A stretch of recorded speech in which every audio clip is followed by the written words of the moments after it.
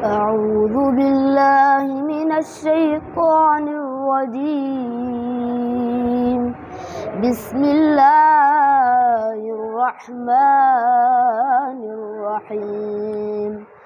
وإذ قال إبراهيم رب اجعل هذا البلد آمنا واجنبني وبني أن نعبد الأصنام رب إنهن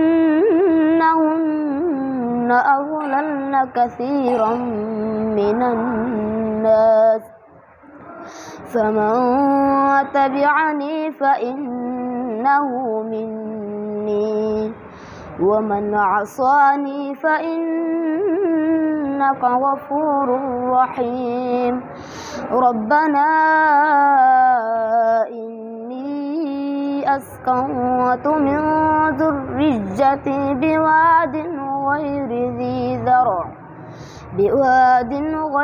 ذي ذرع عند بيتك المحرم ربنا ليقيموا الصلاة فاجعل أفئدة من الناس تهوي إليهم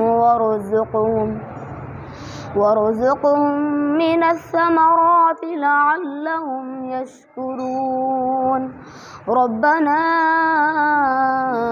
إنك تعلم ما نخفي وما نعلن وما يخفى على الله من شيء في الأرض ولا في السماء.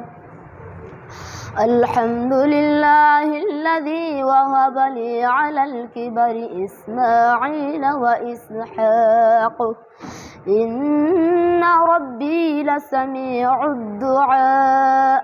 رب اجعلني مقيم الصلاة ومن ذريتي ربنا وتقبل دعاء.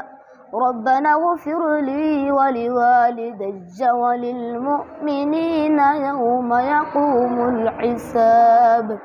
صدق الله العظيم.